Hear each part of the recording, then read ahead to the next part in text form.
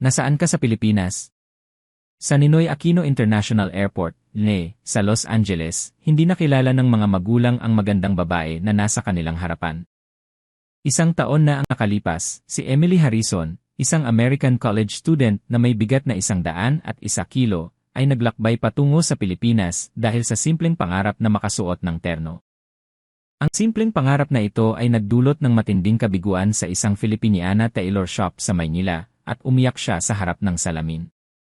Gayunpaman, isang pagkikita sa isang pamilyang Pilipino ang nagpabago sa kanyang kapalaran. Makalipas ang 1 taon, nang lumabas ang kanilang anak sa paliparan, hindi siya nakilala ng kanyang mga magulang. Sino ka? Ang kwento ng himala na nilikha ng Pilipinas sa isang babae ay magsisimula na ngayon. Si Emily Harrison, isang international relations student sa University of California, San Diego, Licey, ay nagdiwang ng kanyang ika-19 na kaarawan. Siya ay 170 sentimetro ang taas at tumitimbang ng 101 kilo. Sa tuwing titingin siya sa salamin, nagiging komplikado ang kanyang damdamin dahil sa kanyang katawan. Noong high school, siya ay nasa 75 kilo, ngunit nang magkolehiyo, ang kanyang timbang ay mabilis na tumaas at hindi na niya makontrol. Sa pagitan ng klase, kumakain siya ng pizza o burger sa cafeteria, at sa gabi, nag-enjoy siya sa Mexican food kasama ang kanyang kaibigan. Ang kanyang kaibigan na si Caitlin ay slim na parang model, at sa tuwing magpipicture silang dalawa, makikita ang malaking pagkakaiba sa kanilang body size. Sa kabila nito, laging masigla si Emily, at pinapaniwala niya ang lahat na wala siyang pakialam sa kanyang timbang. Ngunit sa loob-loob niya, lumalaki ang pag-aalala, ayos lang ba talaga na ganito ako? Ang lalo pang nagpapahirap sa kanya ay ang hindi siya makahanap ng damit na size niya sa mga tindahan. Sa sandaling humingi siya ng tawad sa tindera at lumabas sa pinto dahil hindi kasya ang size rasrare, ang damdamin ng kahihiyan ay napakabigat. Isang gabi, habang nakahiga si Emily at nagbabrowse sa kanyang telepono, huminto ang kanyang daliri sa isang larawan. Ang larawan ay ng isang babae na nakasuot ng makulay na terno, ang tradisyonal na kasuotang Pilipino na may nakatayong sleeves, na nakangiti sa backdrop ng berdeng Tagaytay. Ang eleganteng cut ay nagbigay diin sa kanyang figure, at ang kanyang buhok ay may simpleng hair accessory. Ang elegance at beauty na yon ay nagpabigla kay Emily. Mula pagkabata, naakit na siya sa mundo ng Filipiniana na nakikita niya sa mga pelikula. Ang larawang ito ay may espesyal na kahulugan para sa kanya. Habang nagbabrowse siya sa iba pang posts, ang mga imahe ng mga taong nakasuot ng terno ay tumimo sa kanyang isip, mga turista na naglalakad sa Intramuros, mga babae na nagtitsaa sa mga cafe, mga bride na nakasuot ng marangyang custom-made na terno sa kasal. Ang bawat larawan ay hindi lang tungkol sa pagsusuot ng damit, kundi parang pagsusuot ng kultura mismo. Hindi na mapigilan ni Emily ang kanyang pagnanais na makasuot ng terno. Ngunit kasabay nito, alam niya na sa kanyang kasalukuyang timbang, imposible ito. Sa kabila nito, ang kanyang mga mata ay nagniningning ng pag-asa. Makalipas ang 2 linggo, nakita niya ang isang poster ng Philippine Exchange Student Program sa bulletin board ng universidad. Isang taong exchange program, humestay, at pagkakataon na matuto ng Filipino at kultura. Mabilis ang tibok ng puso ni Emily. Sa info session, ang professor ay matatas na nagsalita sa English tungkol sa charm ng Pilipinas. Ang eligibility ay hindi mahigpit, sapat na ang basic knowledge ng Filipino. Si Emily, na nag-aral ng Filipino sa loob ng 2 taon noong high school, ay may pagkakataon. Kinuha niya agad ang application forms. Baka ito na ang tadhana, naisip niya. Kung makakapunta ako sa Pilipinas, makikita ko ang tunay na kultura ng terno. Baka, makasuot din ako ng isa, ang pag-asang ito ay tahimik na nag-alab sa kanyang puso. Umuwi si Emily na may application form at sinabi sa kanyang mga magulang ang tungkol dito habang naghahapunan. Ang kanyang ama, si Mike, 52 taong gulang, ay isang project manager sa isang malaking ingi company, isang very logical na tao. Ang kanyang ina, si Jennifer, 49 taong gulang, ay isang high school English teacher na may malawak na karanasan sa student counseling. Ang mag-asawa ay very supportive sa education ng kanilang anak at sinuportahan nila ang kanyang maraming desisyon. Ngunit sa pagkakataong ito, nang marinig nila ang sinabi ni Emily, agad silang natahimik. Pupunta ka sa Pilipinas sa loob ng 1 taon? Exchange program. Nag-aalala ang mukha ni Mike. Huminto si Jennifer sa paglalagay ng plato at tumitig sa kanyang anak. Emily, seryoso ka ba? Ang kanyang boses ay puno ng pagkabigla at pag-aalala.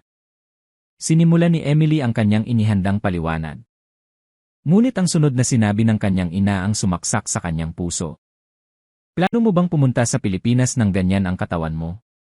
Natahimik ang lahat sa mesa. Nagpatuloy si Jennifer, ang mga Pilipino ay karaniwang petite. Bihira ang taong kasing laki mo. Hindi mo ba iniisip na magiging center of attention ka? Si Mike ay nagbigay din ng ilang realistic concerns. Ang upuan sa eroplano, ang homestay burden, at ang pinakamahalaga, ang health concerns. Paano kung magkasakit ka doon? Iba ang medical system at mayroon pang language barrier. Ang bawat salita ng kanyang mga magulang ay puno ng pagmamahal. Gayunpaman, ang bawat salita ay mabigat na dumapo sa puso ni Emily. Pero gusto ko talagang pumunta, nanginginig ang boses ni Emily. Gusto kong magsuot ng terno. Gusto kong pag-aralan ang kultura ng Pilipinas. Kung palalampasin ko ang pagkakataong ito, pagsisisihan ko ito habang buhay.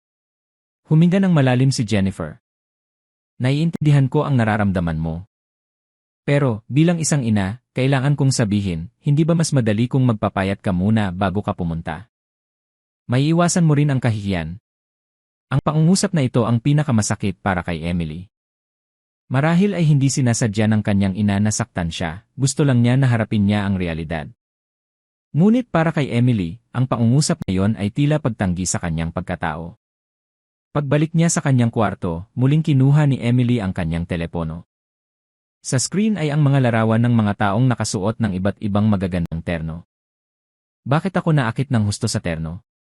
Hindi lang ito paghanga sa damit. Mayroon itong dignity na wala sa kultura ng Amerika. Hindi flashy o bold, kundi isang modest beauty. Ang bawat galaw ay may grace at natural na naglalabas ng inner self ng nagsusuot. Mayroon itong hindi maipaliwanag na image. Ang mga babae sa Filipino movies na pinapanood ni Emily noong bata pa siya, na nakasuot ng terno, ay may dignified posture, hindi nagsasalita ng malakas, at may leisurely na kilos, ganap na iba sa lipunan ng Amerika na laging nagmamadali, naghahanap ng grandeur at humihiling ng atensyon. Marahil, kung pupunta ako sa Pilipinas, magbabago ako, hindi lang ang body shape, kundi ang paraan ng pamumuhay mismo. Ang luha ay lumabas sa mata ni Emily, ngunit hindi lang ito kalungkutan. Ang sinabi ng kanyang ina ay masakit, ngunit totoo. Hindi siya magiging maganda kung magsuot siya ng terno sa ganitong katawan. Ngunit, dahil dito, kailangan niya itong puntahan, hindi ba? Kung mapupunta ako sa Pilipinas, baka may magbago. Kinaumagahan, sinabi ni Emily sa kanyang mga magulang, Daddy, Mommy, pakiusap, makinig kayo ulit sa akin. Sa pagkakataong ito, mahinahon niyang ipinahayag ang kanyang mga iniisip, ang kanyang pangarap na magsuot ng terno, ang sinseridad ng kanyang pagnanais na pag-aralan ang kultura, at ang pinakamahalaga, ang matinding determinasyon na huwag palampasin ang pagkakataong ito. Nagtinginan sina Mike at Jennifer. Matapos ang matagal na katahimikan, nagsalita ang kanyang ama. Sige, pumunta ka. Pero, kailangan mong makipag-ugnayan sa amin ng regular. Kung may mangyari, umuwi ka agad, sabi ni Jennifer. Kahit nag-aalala ako, buhay mo yan. Sa sandaling narinig ni Emily ang mga salitang ito, ngumiti siya. Ang unang bumati kay Emily nang tumapak siya sa ay ang kakaibang Filipino magsakit. Iba sa mga paliparan sa Amerika, masiglang nag-uusap ang mga tao, ngunit ang lahat ay maayos. Matapos ang immigration procedures at makuha ang kanyang malaking bagahe, si Manong Ben Santos ay naghihintay sa arrival hall.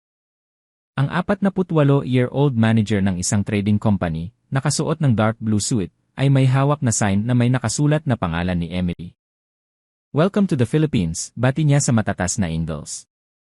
Ang kanyang palakaibigang ngiti ay nagbigay ng kaunting ginhawa kay Emily.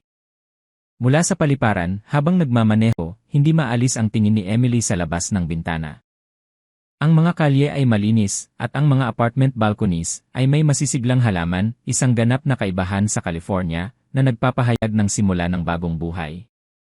Sa subdivision, ang mga kapitbahay ay nagkukumustahan. Hindi sila nagpakita ng pagkabigla sa body size ni Emily.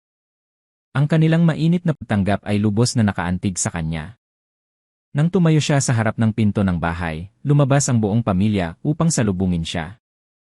Ang ina, si Aling Susan, 45 taong gulang, ay isang dating nutritionist at ngayon ay housewife. Nakasuot siya ng apron at may banayad na ngiti, isang perpektong imahe ng isang inang Pilipino. Emily, welcome! Ang layo ng inyong pinanggalingan, bati ni Susan sa Filipino na may halong Ingles. Ang kanyang anak, si Criza, 18 taong gulang, ay isang high school student, 162 sentimetro ang taas, 48 kilo ang timbang, slim, at mukhang inosente sa kanyang uniforme. Emily, nice to meet you. Marunong akong mag-Ingles. Magtanong ka lang kung may kailangan ka, ang kanyang matatas na Ingles ay nagulat kay Emily. Mula sa loob, lumabas si Lola Pining na hindi mukhang 70. Masigla siya at may marangal na tindig. Pagod ka sa biyahe? Welcome, kahit hindi Ingles ang kanyang salita, ang init ng kanyang malasakit ay ramdam na ramdam. Ang kwarto ni Emily ay isang maliwanag na bedroom na may amoy ng sandalwood. Mula sa bintana, makikita ang isang maliit na balcony na may mga bulaklak. Nang gabing iyon, ang hapunan na inihanda ni Aling Susan ay isang authentic Filipino feast para kay Emily, adobong manok, ginisang gulay, tortang talong, mainit na kanin, at sinigang. Kahit pakiramdam niya, hindi marami ang serving size, sa bawat kagat, ang delicate flavor ay kumalat sa kanyang bibig, na nagpatahimik sa kanya. Ito ba ang kanilang pang-araw-araw na pagkain? Tahimik na pinanood ni Lola Pining si Emily habang kumakain. Nang malapit nang matapos ang pagkain, dahan-dahang nagsalita si Lola Pining, Emily, ang pagkain ay buhay. Ang bigat ng pangungusap na ito ay nagpahinto kay Emily sa paghawak ng kubyertos. Sa Amerika, ang pagkain ay isang bagay na dapat tapusin ng mabilis, ngunit sa Pilipinas, iba. Salamat sa bawat sangkap, salamat sa nagluto, at salamat sa sarili mong katawan. Iyan ang ibig sabihin ng kumain, ang boses ni Lola Pining ay matatag ngunit puno ng paniniwala. Naalala ni Emily ang kanyang kabiguan sa terno fitting kahapon. Galit siya sa kanyang sarili at sa kanyang katawan, at nagsisi siya sa pagpunta sa Pilipinas. Ngunit ang sinabi ni Lola Pining ay nagbigay sa kanya ng bagong perspective. Ang katawan ay hindi kalaban. Kung ano ang ibibigay mo rito, iyon ang ibabalik nito sa iyo, idinagdag ni Aling Susan. Ang Filipino diet ay nakatuon sa quality kaysa sa quantity. Hindi kaligayahan ang kumain ng marami. Ang tunay na kaligayahan ay ang kumain ng gusto ng katawan. Ngumiti rin si Criza, dati, gusto ko ring maging slim, at nag-try ako ng unhealthy diet. Pero, sabi ni Lola, hindi ang hindi pagkain ang importante, kundi ang tamang pagkain, patuloy ni Lola Pining. Ang kagandahan ay hindi nililikha mula sa labas, kundi nanggagaling sa loob. Kung tama ang pagkain, ayusin ng katawan ang sarili nito. Ang pangungusap na iyon ay lubos na nakaantig sa puso ni Emily. Ang hindi ko pagkakasya sa terno ay hindi dahil sa masama ang aking katawan, kundi dahil sa mali ang choices ko sa pagkain. Gusto kong magbago, kusang lumabas ang mga salitang ito sa bibig ni Emily. Gusto ko talagang magbago. Gusto kong maging maganda sa terno. Tumango ng malalim si Lola Pining. Kung may puso ka, tiyak na magbabago ka. Huwag kang magmadali. Pahalagahan mo ang bawat araw. Si Aling Susan, dating nutritionist, ay nagsimulang magpaliwanag kay Emily tungkol sa essence ng Filipino diet. Sa Amerika, ang counting calories ang mainstream, hindi ba? Habang nakaupo sila sa sala, binuksan ni Aling Susan ang kanyang notebook. Pero sa Pilipinas, mas pinapahalagahan namin ang quality at balance ng nutrisyon kaysa sa calories. Inakala ni Emily na ang diet ay simpleng pagbawas lang ng calories. Ngunit ang sinabi ni Aling Susan ay nagbago sa pananaw na ito. Halimbawa, ang 1,100 calorie burger at 1,100 calorie Filipino meal ay magkapareho ng numero, ngunit ang epekto sa katawan ay ganap na iba. Ang Filipino meal ay may kanin, isda, gulay, at prutas, diverse ang nutrients, balanced, at madaling i-digest. Kumpara sa burger na mataas sa fat at carbohydrates at kulang sa vitamins at minerals. Napakatalino ng katawan. Kung kulang sa essential nutrients, patuloy itong magpapadala ng signal na gusto pa nitong kumain. Kaya, sa American diet, hindi ka makakaramdam ng satisfaction, kahit gaano pa karami ang kainin mo. Dahil ang utak ay patuloy na nagrereklamo na kulang sa nutrients. Kaya, ang Filipino cuisine, kahit maliit ang portion, sapat na sa katawan dahil kumpleto ang nutrients. Sa paliwanag na ito, luminaw ang pananaw ni Emily. Ang pagpapahalaga sa quality, iyan ang sekreto ng kalusugan ng Pilipino. Sa weekend, inanyayahan ni Criza si Emily na maglakad-lakad sa Rizal Park. Habang naglalakad sila sa ilalim ng mga puno, mahinang nagsalita si Criza, "Alam mo, dati, insecure din ako sa looks ko." Ang pag-amin na ito ay nagulat kay Emily. "Ang mga kaibigan ko ay may double eyelids, malalaking mata, at cute.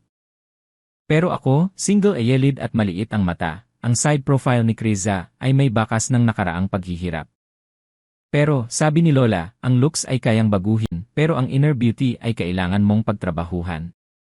Umupo sila sa isang bench at nakinig si Emily sa kwento ni Criza. "Napakaganda ng pangarap mong magsuot ng terno. Bilang isang Pilipino, hindi ko pa naranasan na magsuot ng terno ng maayos," nakangiting sabi ni Criza. "Magtulungan tayo, partner.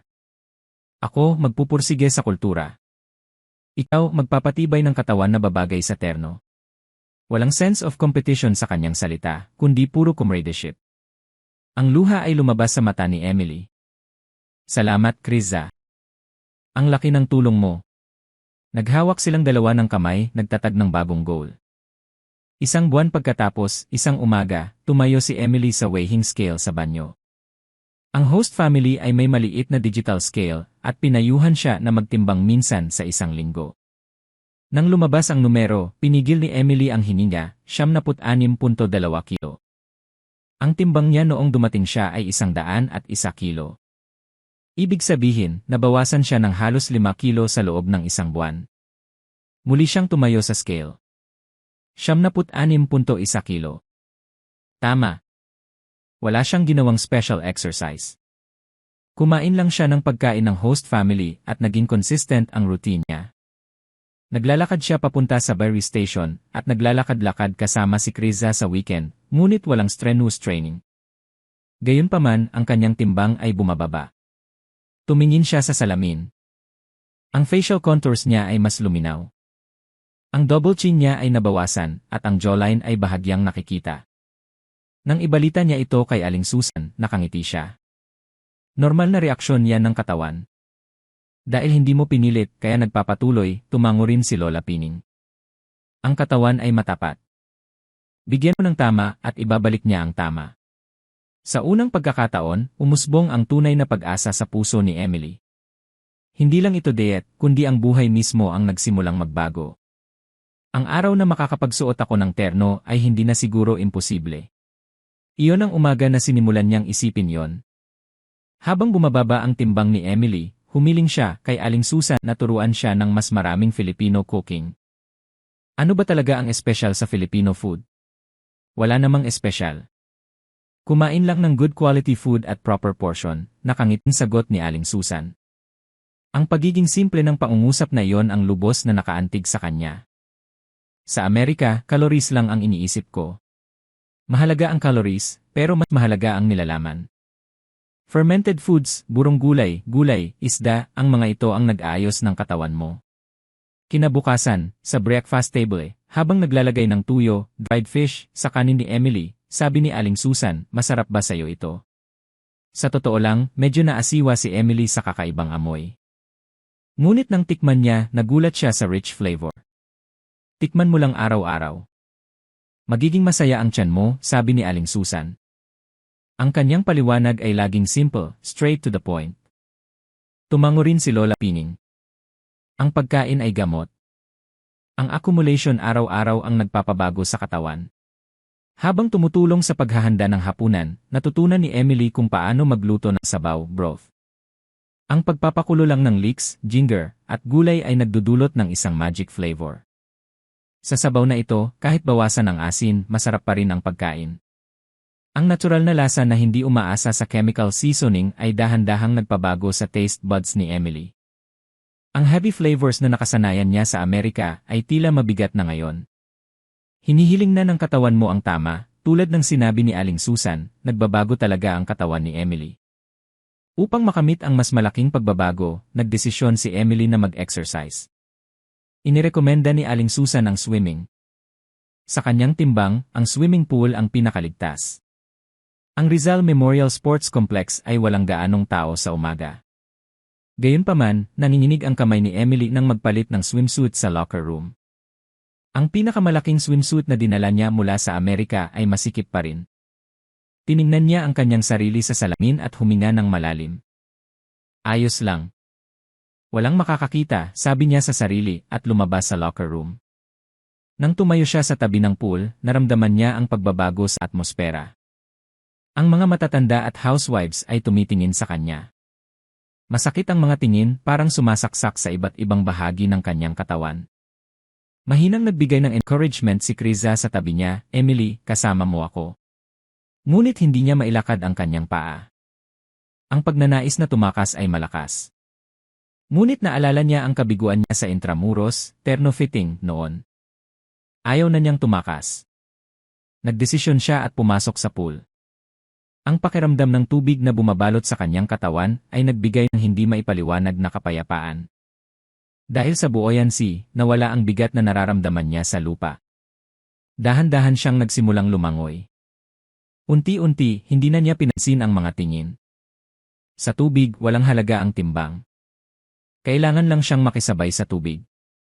Kahit kinakapos siya ng hininga pagkatapos ng 25 meters, malaki ang sense of accomplishment. May kahihiyan, ngunit mas malaki ang pag-asa. Dito, kaya kong magbago, iyan ang paniniwala niya. Sa weekend, sinimulan din ni Kriza na samahan siya sa pool. Mahusay siyang lumangoy, gumagalaw siya sa tubig na parang isda. "Emily, mas maganda kung ganito ang paggalaw mo ng kamay," matyaga siyang nagturo, parang isang mabait na ate. Si Emily, na noon ay nahihirapan sa 25 meters, ay nakakalangoy na ng 50 meters makalipas ang 2 linggo. Ang galing! 50 meters na! Taos pusong masaya si Kriza para sa kanya. Ang ngiting iyon ang pinakamalaking encouragement para kay Emily. Habang nagpapahinga sa tabi ng pool, nag-uusap sila tungkol sa iba't ibang bagay, school, friends, future dreams. Kahit magkaiba ang kanilang nasyonalidad at edad, mayroon silang kakaibang sense of unity. "Sana, magkaroon din ako ng tapang na tulad mo, Emily," mahinang sabi ni Kriza. "Ha? Pumunta ka sa ibang bansa ng mag-isa at humamo ng bagong bagay. Napakahusay mo." Yumaling si Emily. "Tumakas lang ako sa sarili ko. Pero, iba na ngayon, hindi ba?" Ang sinabi ni Kriza ay nagbigay liwanag kay Emily. Ngayon, nakatingin siya sa harap. Hindi tumatakas sa nakaraan, kundi humahakbang patungo sa future self niya. "Salamat, Kriza. Ang laki ng pasasalamat ko sa iyo." Ang kanilang pagkakaibigan ay lalong lumalim. Sa unibersidad, ang exchange student coordinator na si Wang Yuting, 20 taong gulang, ay palakaibigan at supportive. Nag-alangan si Emily sa school cafeteria noon, ngunit nasanay siya sa Filipino cafeteria culture, kanin, 3 ulam, at sabaw, ang perpektong balanced diet na itinuro ni Aling Susan. Nakipagkaibigan din siya sa mga kaibigan ni Yuting, at ang lunch breaks niya ay naging masigla. "Emily, ang ganda ng buhay sa Pilipinas. Lalo na ang pagkain," mausisa nilang tanong. "Totoo ba na malaki ang porsyon ng pagkain sa Amerika? Hindi mo akalain. Mga 3 beses sa rito." Ang pangungusap na iyon ay nagpabigla sa lahat. Isang araw, mahinang nagsalita si Yuting, "Emily, pumayat ka, hindi ba? Mas luminaw ang mukha mo. Napakasaya niya." "Salamat." Dahil sa magic ng Pilipinas, nakangiting sagot ni Emily. Ang kanilang interaksyon ay nagbigay kay Emily ng bagong perspective. Kung paano pinapahalagahan ng mga Pilipino ang kalusugan, at kung paano sila nagiging maingat sa pagkain, hindi lang ito ugali, kundi kultura mismo. Isang umaga, pagkalipas ng 3 buwan sa Pilipinas, tumayo si Emily sa weighing scale, at hindi makapaniwala sa kanyang nakita, 81.3 kilo. Mula 76 kilo, nabawasan siya ng halos 15 kilo. Kabuang weight loss na 20 kilo mula sa simula. Tumingin siya sa salamin. Ang kanyang mukha ay malaki ang pinagbago. Ang double chin ay nawala na. Ang cheekbones niya ay luminaw. Ang lid niya ay pumayat at ang collarbone ay nakikita. "Hindi ako makapaniwala." Pagbaba niya, niyakap siya ni Aling Susan ng nakangiti. "Napakasipag mo, Emily. Nagtagumpay ka." Tumango rin si Lola Pining. "Bumabalik na sa dati ang iyong katawan." Sa loob ng 3 buwan, hindi pinilit ni Emily ang sarili. Kumain lang siya ng tama, lumangoy araw-araw, at sapat ang tulog. Sa ganoong paraan lang, natural na nagbago ang kanyang katawan. Ang araw na makakapagsuot ako ng terno ay malapit na. Iyon ang umaga na nagsimula siyang mag-isip ng ganito. Nang tumuloy ang pagbaba ng timbang, huminto ito. Mula 81 kilo, hindi na ito gumalaw. 1 linggo, 2 linggo, at 1 buwan. Bawat pagtimbang, pareho ang numero. Bakit? Nagsimulang mag-alala si Emily. Hindi nagbago ang pagkain niya at nag-swimming pa rin siya araw-araw. Ngunit ang scale ay matigas na nanatili sa 81 kilo. Naging desperate ang kanyang pag-aalala. Hindi na ako papayat pa. Sa tuwing titingin siya sa salamin, mas nagiging prominente ang natitirang fats. Kahit pumayat siya, hindi pa rin sapat para maging maganda sa terno. 19 kilo pa ang kulang. Pakiramdam niya, napakalayo pa ng pangarap na yon. Kahit lumalangoy siya sa pool, hindi na niya naramdaman ang dating kagalakan. Para saan ba ang ginagawa ko? Nag-aalalang tanong ni Kriza. Ayos ka lang ba, Emily? Mukha kang wala sa sarili. Ayos lang ako. Medyo pagod lang, nagsisinungaling siya. Ang kanyang puso ay malapit ng gumuho. Nang tanungin niya si Lola Pining, mahinahon itong nagpaliwanag, bawat isa ay nakakaranas ng PTO. Nag-a-adjust lang ang katawan sa bagong timbang. Naiintindihan niya, ngunit hindi niya matanggap. Sa isang umaga sa ika-6 na linggo, sumuko si Emily sa pagtimbang. Wala ring silbi kung titingnan ko.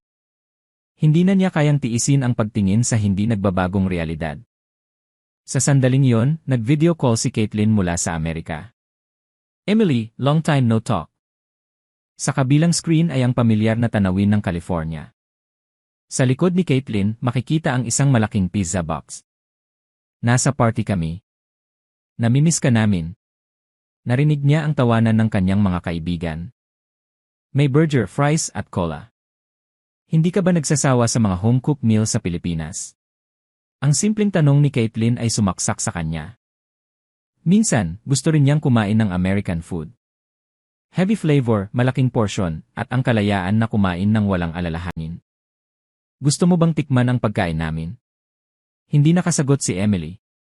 Matapos ang tawag, nag-isa siya sa kwarto. Isang malakas na pagnanais na kumain ang pumasok sa kanyang isip. Kung hindi naman bumababa ang timbang, ano pa ang silbi ng pagpipigil? Natagpuan niya ang sarili na nagbabrowse sa fast food restaurants sa kanyang telepono. Nanginig ang kanyang mga daliri. Kung i-order niya, sa loob ng 30 minuto, darating ang burger, fries, at milkshake. Gusto niya itong kainin ngayon, agad-agad. Sa sandaling iyon, may kumatok sa pinto. Emily, nagtimpla ako ng tsaa. Boses ni Lola Pining. Pagbaba niya sa sala, nakita niya si Lola Pining na nag-iisa, at sa mesa ay may 2 tasa ng olong tia. Umupo ka, sinunod ni Emily ang mahinahong boses ni Lola. Matapos ang ilang sandali ng katahimikan, dahan-dahang nagsalita si Lola. Nahihirapan ka dahil hindi bumababa ang timbang mo, hindi ba? Nagulat si Emily at tumingala. Paano po ninyo nalaman? Kapag matagal ka nang nabubuhay, nagiging reader ka na ng puso ng tao, nakangiting sabi ni Lola ng may gentleness. Emily, gusto mo pa rin bang magsuot ng terno? Opo.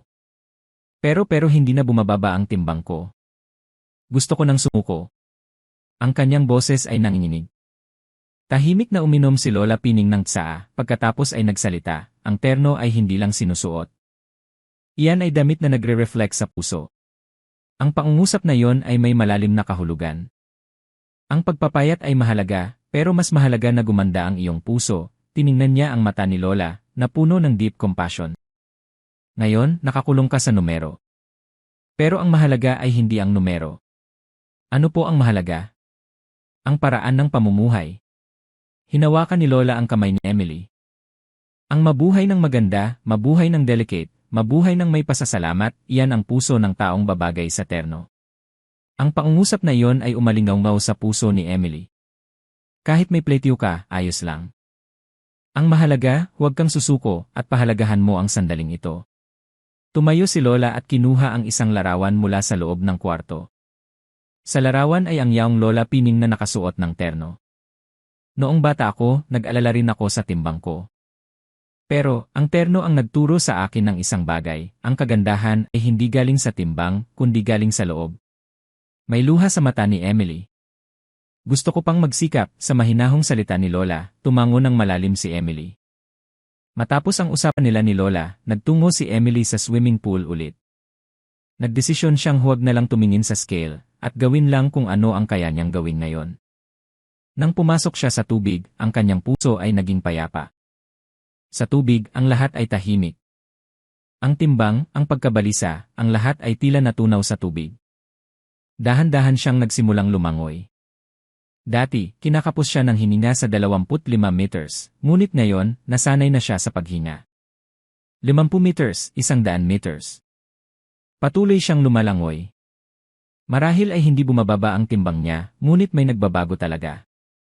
Ang lakas ng kanyang paglangoy, ang kanyang endurance, at ang pinakamahalaga, ang kanyang inner strength. Sa tubig, nakikipag-usap siya sa sarili niya. Hindi na numero, kundi ang self niya sa sandaling ito. Ang pool ay hindi na lang exercise place para sa kanya, kundi isang sanctuary upang muling suriin ang sarili. Pagkalipas ng 5 buwan na pagpunta sa pool, ang stamina ni Emily ay lubos na tumaas. Ang dating 25 meters lang ang limit, ngayon, kaya na niyang lumangoy ng 500 meters ng tuloy-tuloy. Ang galing, Emily! Mas mabilis ka pa yata sa akin, masiglang sabi ni Kriza.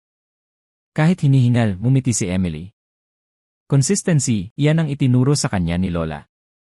Sa ika-8 buwan, nagdesisyon siyang humamon ng 1 kilometro, 1 kilometro. 20 laps sa pool. Maraming beses siyang gustong sumuko, ngunit naaalala niya ang sinabi ni Lola, ang mahalaga ay ang pagpapahalaga sa sandaling ito. Nag-focus siya sa bawat stroke, at sa wakas, natapos niya ang 1 kilometro.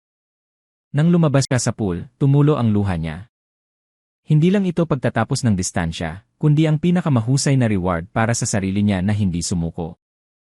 Pagkatapos, sa isang umaga sa ika-9 na buwan, nagdesisyon siyang magtimbang ulit. Matapos ang paghahanda, dahan-dahan siyang tumayo sa scale. Nang makita niya ang numero, hindi makapaniwala si Emily sa kanyang nakita, 74.1 kilo. Mula 81 kilo, nabawasan siya ng 7 kilo. Nalampasan niya ang plateau. Muli siyang tumimbang. Ang numero ay pareho. Tumakbo siya pababa upang ibalita ito sa pamilya. Pumayat ako. Pumayat ako. Niyakap siya ni Aling Susan. Nagtagumpay ka. Napakatatag mo dahil hindi ka sumuko. Pagkatapos noon, tuloy-tuloy ang pagbaba ng timbang niya. Mula 74 kilo hanggang 68 kilo. At sa ika-10 buwan ng kanyang exchange program, umabot siya sa 62 kilo. Mula 101 kilo, nabawasan siya ng 39 kilo. Ang self niya sa salamin ay ganap na ibang tao. Sharp jawline, clear collarbone, firm waist. Ito ba talaga ako? Nakangiting sabi ni Lola Pining. Ito ang tunay mong katawan. Ang katawan ay tapat sa iyong pagsisikap. May luha sa mata ni Emily. Isang mahaba at mahirap na biyahe, ngunit napakaganda na nagpatuloy siya. Gusto kong magsuot ng terno ulit, sa pangungusap na ito, ang lahat ng host family ay masayang tumango. Dumating na ang araw ng paghihiganti. Upang matupad ang kanyang pangarap, nagdesisyon si Emily na bumalik sa Intramuros, ang lugar na nilisan niya nang umiiyak 1 taon na ang nakalipas. Sa pagkakataong ito, sigurado siyang iba ang resulta. Naglakad siya sa Escolta Street kasama si Kriza. Kinakabahan ka ba? Mahinang tanong ni Kriza. Medyo, pero mas malaki ang excitement. Ang ngiti ni Emily ay may confidence na wala noong nakaraang taon. Pagpasok nila sa terno rental shop, ang pamilyar na tanawin ay nasa harap nila, makulay na terno na nakahanay, masayang pumipili ang mga turista. Nang ibigay niya ang kanyang pangalan sa counter, sumigaw ang staff, Manang Rosa, may customer po. Ang lumabas ay si Manang Rosa, 58 taong gulang, ang senior tailor na naghanda ng terno niya noong nakaraang taon. Nang makita ni Manang Rosa si Emily, tumagilid ang kanyang ulo. Sino po kayo? Ako po si Emily. Ang customer ninyo noong nakaraang taon. Naaalala niyo po ba? Sa sandaling iyon, lumaki ang mata ni Manang Rosa. Ha? Ikaw yon?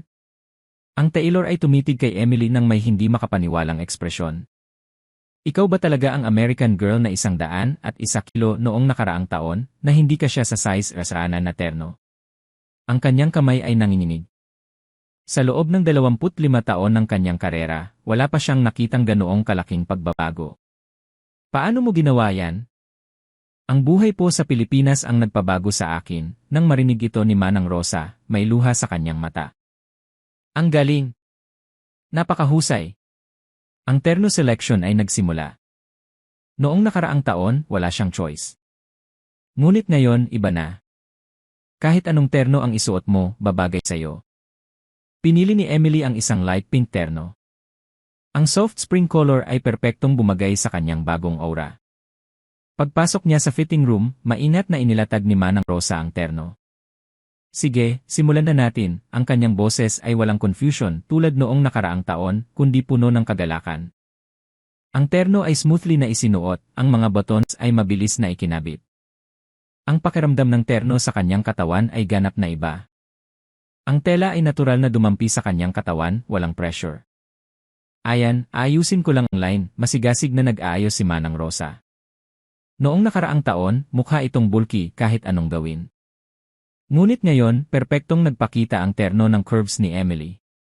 Waistline, hipline, lahat ay tama. Perpekto. Ang boses ni Manang Rosa ay puno ng satisfaction. Sa loob lamang ng 10 minuto, natapos ang fitting. Isang malaking pagkakaiba sa nakaraang taon na umabot sa mahigit 30 minuto.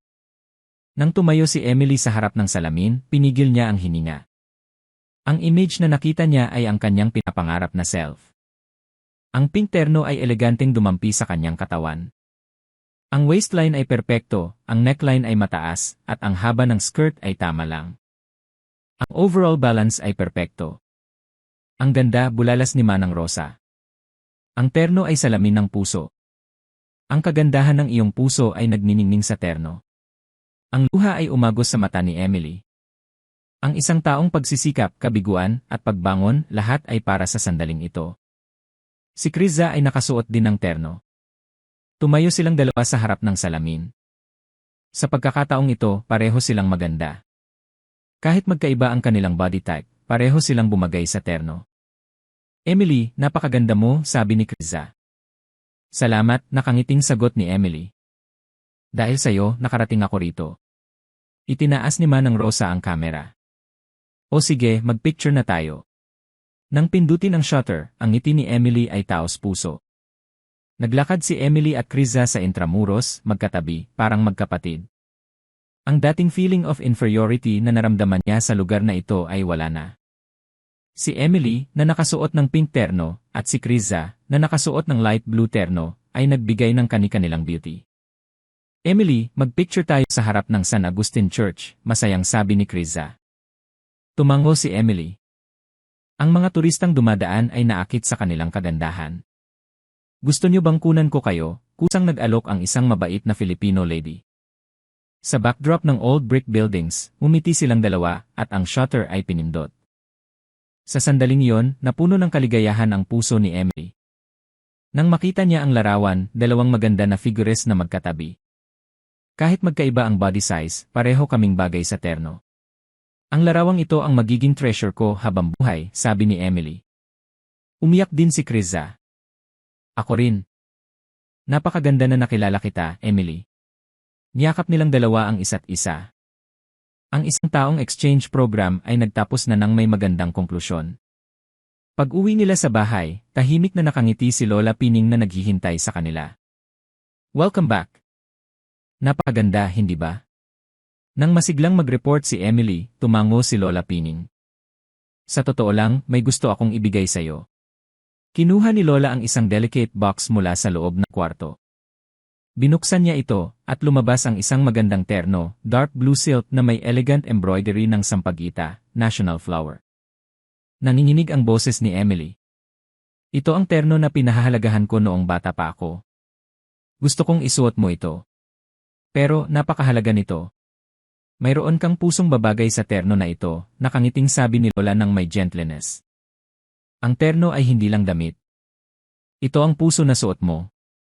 Ang ganda ng puso mo ang magpapaningning sa terno na ito.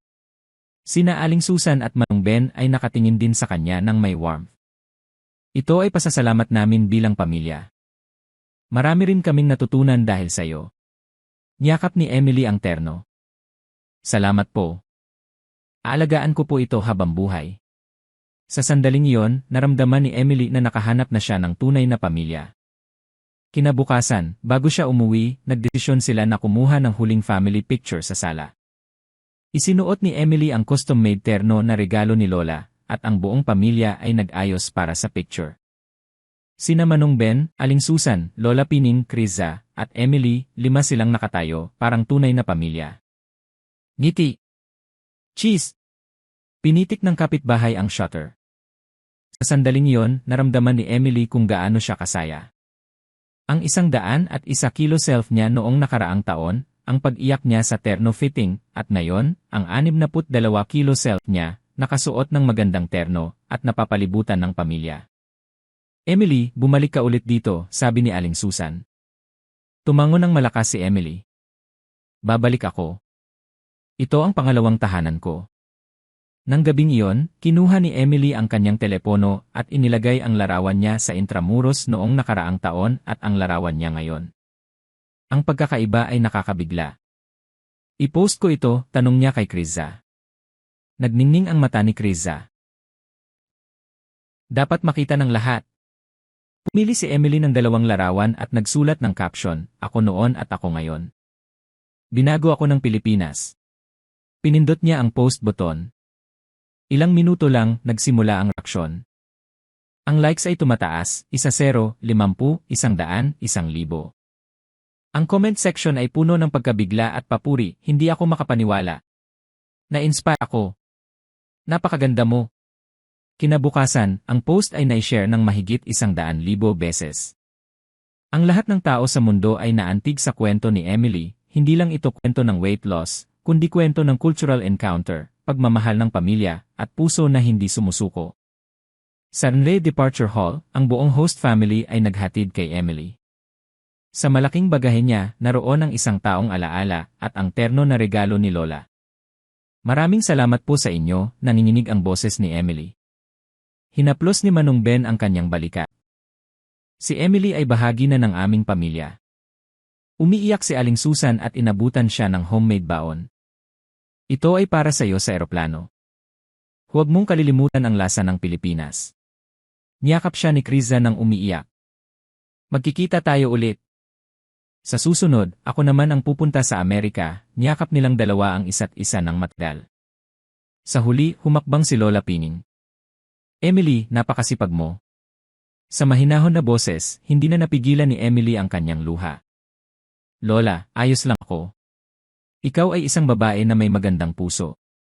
Kahit saan ka pumunta, hindi magbabago yan. Niyakap ni Lola si Emily. Ang maliit na katawan ay nagbigay ng isang mainit at malakas na yakap. Ang terno ay salamin ng puso. Ang puso mo ay laging nagniningning ng maganda. Habang naglalakad siya patungo sa gate, lumingon siya ng paulit-ulit.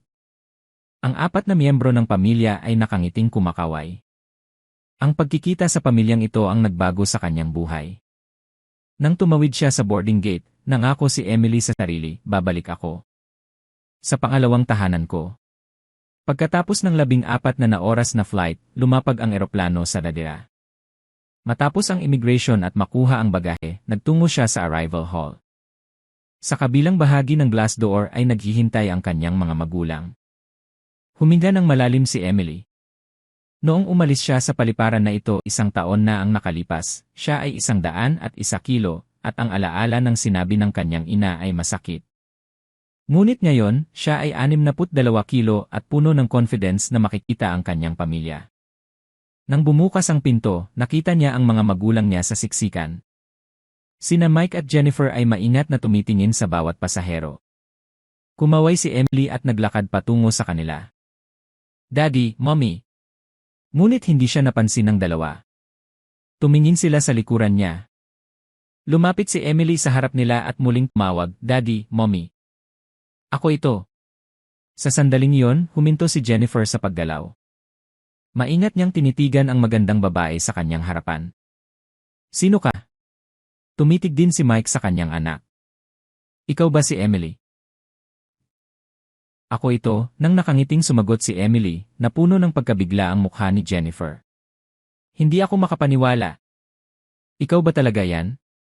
Ang taas niya na 170 sentimetro ay hindi nagbago, ngunit ang figure niya ay ibang tao. Sharp facial line, clear neckline, firm body, at ang pinakamahalaga, ang confidence at beauty na nanggagaling sa loob. Ano ang ginawa nila sa iyo sa Pilipinas? Tuliro na tanong ni Mike. Umiti si Emily ng may gentleness. Naglagay sila ng magic. Isang magic na tinatawag na pag-ibig, niyakap ni Jennifer ang kanyang anak, at nanginginig ang boses. Pasensya na, Emily, ang pangungusap na ito ay nagulat kay Emily. Bakit ma? Ang sinabi ko noon, pupunta ka ba sa Pilipinas nang ganyan ang katawan mo? Nagkamali ako. Sinabi ko ang mga salita na nakasakit sa'yo. Pasensya na talaga, umagos ang luha ni Jennifer. Hindi, ma. Tama ka. Sinabi mo lang ang totoo. Dahil din sa sinabi mo, nagkaroon ako ng lakas na magsikap at gusto kong magbago. Hinawakan ni Jennifer ang mukha ng kanyang anak. Napakaganda mo talaga. Hindi lang sa labas, kundi sa loob din, nagniningning ka. Namula rin ang mata ni Mike. Gusto kong pasalamatan ng taos puso ang pamilyang Pilipino na nagpalaki sa aming anak ng ganito.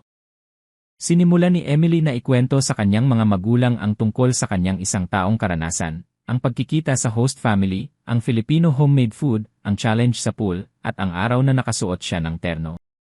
Ang ganda ng Pilipinas!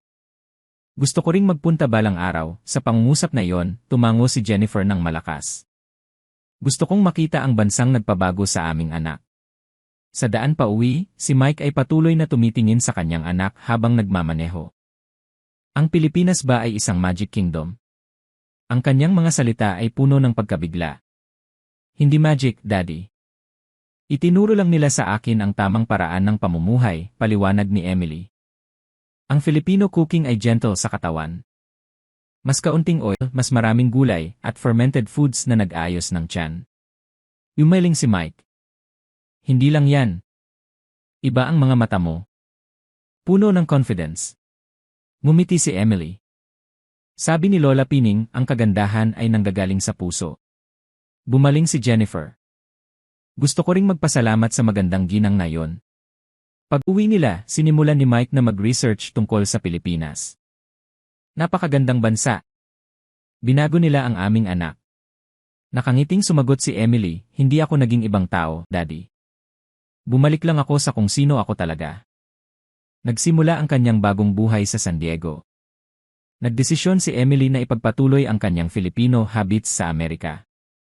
Bawat umaga, nagluluto siya ng simpleng Pinoy breakfast, lugaw, pandesal, itlog. Dahil may Asian ingredients sa Amerika, kaya niya itong ituloy. Nag-swimming din siya 3 beses sa isang linggo, at ginawa niyang ugali ang paglangoy ng 1 kilometro. Nagulat ang kanyang kaibigan na si Caitlin. Emily, talagang nagbago ka. Ibigay mo sa akin ang sikreto. Walang sikreto. Kumain lang ng tama at mag-exercise ng tama. Ang timbang niya ay nanatili sa 62 kilo, walang sign ng pagdagdag. Dahil ang lifestyle na natutunan niya sa Pilipinas ay naging bahagi na niya. Na-inspire din si Jennifer sa kanyang anak at naging interesado sa Filipino cooking. Turuan mo akong magluto ng sinigang balang araw, ang mag-ina ay nagluto ng Pinoy sabaw at lumikha ng bagong koneksyon.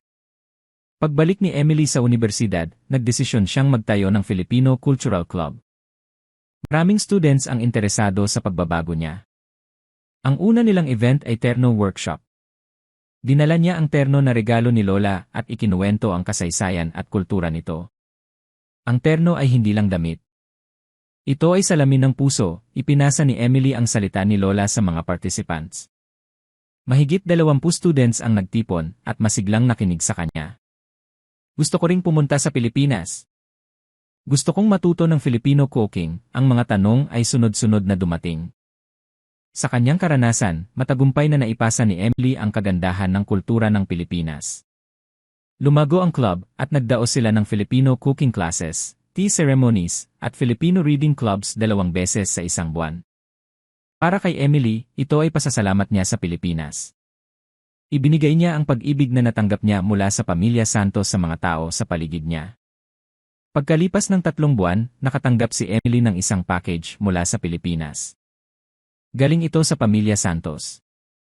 Pagbukas niya, may handwritten letter at photos. Ang sulat ay may maayos na sulat kamay ni Lola, puno ng mainit na salita. Emily, kumusta ka? Ayos lang kami rito. Si Criza, nakapasa sa college entrance exam, at magsisimula na siya ng bagong buhay sa spring. Ang kwarto mo ay inayos pa rin. Bumalik ka rito anumang oras. Habang binabasa niya ang sulat, may luha sa mata ni Emily. Sa larawan na kasama, makikita ang mga sampag-ita na namumukadkad sa balkoni ng pamilya Santos. Sa tabi ng sampag-ita, nakangiting kumakaway ang 4 na miyembro ng pamilya. Itinabi ni Emily ang larawang iyon kasama ang terno na regalo ni Lola. Ang 2 larawan ay nagkukwento ng isang taon na nagpabago sa kanyang buhay. Bawat umaga, pagkakita niya sa mga larawan, naramdaman niya kung gaano siya kaswerte. Babalik ako para makita kayo, sa isip niya, naghanda siya ng kanyang masustansyang Pinoy breakfast. Sa tuwing titingin siya sa salamin, puno ng pasasalamat ang puso ni Emily. Ang kasalukuyang 62 kilo self niya, ngunit ang mas mahalaga, ang pagbabago sa kanyang loob. Noon, nakakulong siya sa mga numero at nag-aalala sa panlabas na anyo. Ngunit ngayon, iba na. Maingat siyang nagluluto, nagmamahal sa kanyang katawan, at ang pinakamahalaga, namumuhay siya sa kasalukuyan. Ang paraan ng pamumuhay na natutunan niya kay Lola Pining ang naging foundation ng buhay ni Emily. Sa tuwing naglalakad siya sa campus, maraming tao ang bumabati kay Emily. Gusto kong maging katulad mo. Ibigay mo sa akin ang sikreto. Sa tuwing nangyayari yon, sumasagot si Emily, walang sikreto. Mahalin mo lang ang sarili mo at makilala mo ang mabubuting tao. Ang Filipino Cultural Club ay lumago na sa mahigit 50 miyembro. Maraming students ang gustong mag-aral sa Pilipinas at humihingi ng payo kay Emily. Para sa kanya, ang pagbabahagi ng kanyang karanasan ay pasasalamat niya sa host family. Bago matulog, nag-video call siya kay Criza. Emily, kumusta ka? Ayos lang ako. Ikaw, excited ka na bang mag-college? Kahit magkaiba ang time zones, nagpapatuloy ang kanilang pagkakaibigan. Ang dating 101 kilo self niya, ang pag-iyak dahil sa terno, ang paghihirap sa Plateau, lahat ay kinailangan upang maging siya ngayon. Kung hindi ka susuko, magbabago ka. Iyan ang pinatunayan ng kwento ni Emily.